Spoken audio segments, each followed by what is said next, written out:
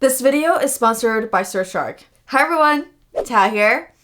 As someone who's owned the original since its launch 2 years ago, I was very eager to see what Samsung had in store for the Galaxy Watch 3. Let's get some facts out of the way first. The display is essentially the same size with a 0.1 inch bump if you're coming from the 46mm.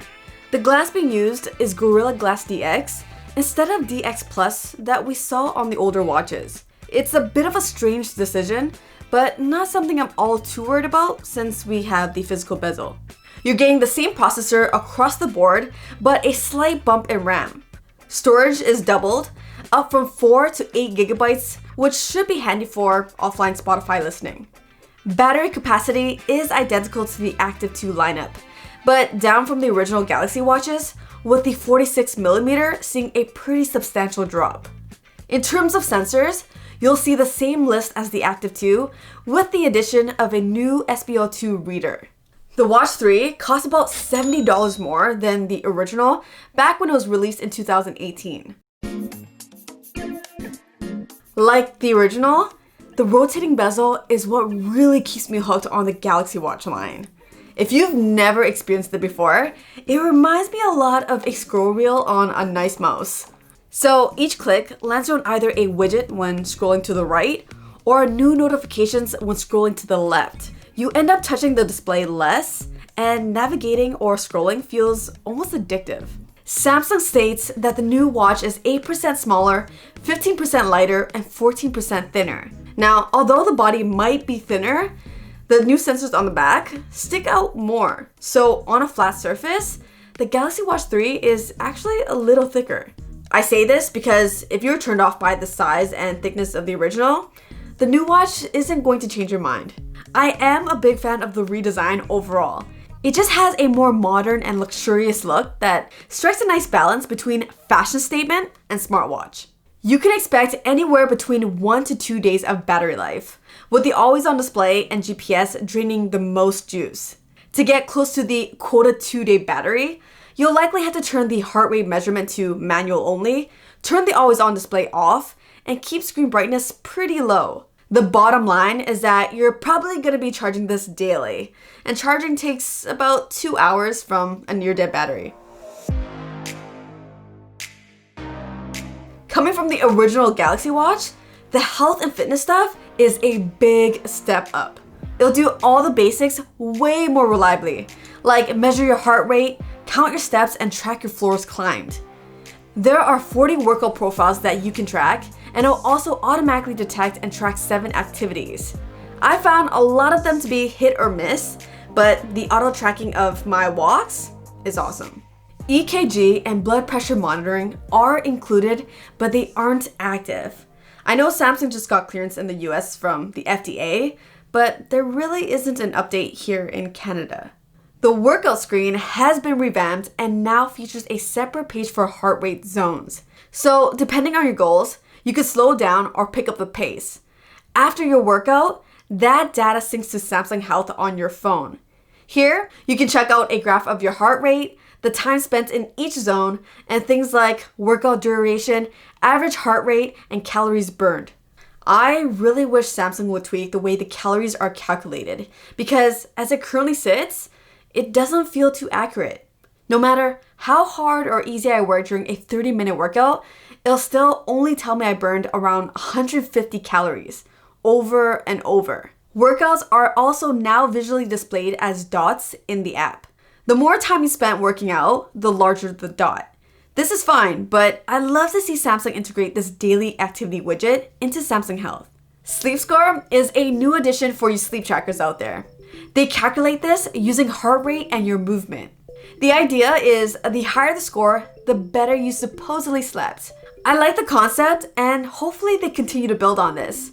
If there's one thing I learned from these charts, is that I move around a lot during my sleep. Samsung also introduced the ability to measure blood oxygen with a new SpO2 sensor. Unfortunately for me, the blood oxygen widget hasn't been yet approved here in Canada. If you're a casual runner or just getting started, new additions like the VO2 max estimate and running analysis are nice touches. The running analysis gives you advanced running metrics like asymmetry and contact time, that are actually really impressive. You get feedback on how well you did in each metric, as well as an explanation and how you can improve. This is the type of stuff that someone who's just getting into running would really appreciate. The last big addition is fall detection, similar to what you see on the Apple Watches. This is one of those peace of mind features, and I'm just really glad it's here now. From a smartwatch perspective, the Galaxy Watch 3 doesn't change very much. Day-to-day performance feels maybe a tiny bit snappier than the old ones. Occasionally, it'll take half a second or so to load things. Not the end of the world, but I would have loved to see a larger bump in performance for future proofing. You'll still be able to check notifications, respond to messages, and take calls, which is my favorite use case for a smartwatch. Bixby is still the voice assistant, but unfortunately, it feels like she's been forgotten. The new first-party watch faces are very nice, especially this weather one. And of course, Samsung still offers the largest selection of third-party watch faces.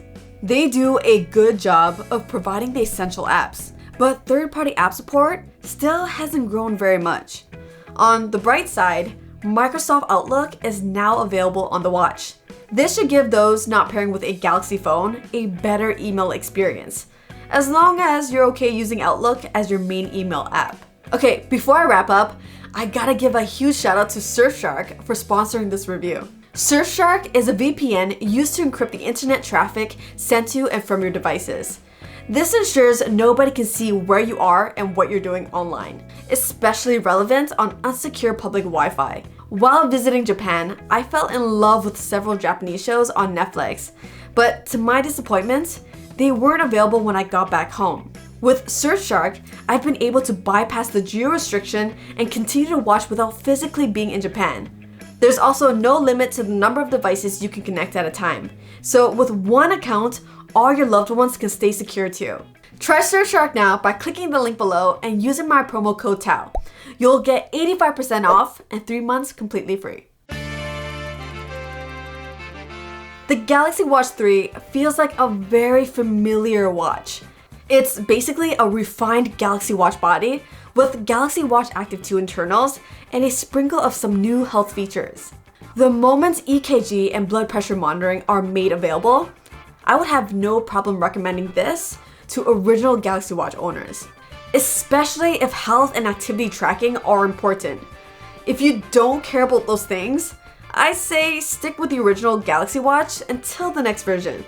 If you can live without the rotating bezel and want a slimmer profile, the aluminum Active 2 is an easy choice. It almost feels like a bargain when you compare the current prices for what is essentially the same experience.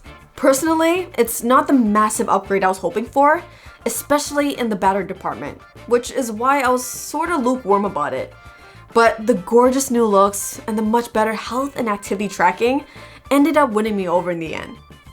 Anyways, until the next one, I'm out of here.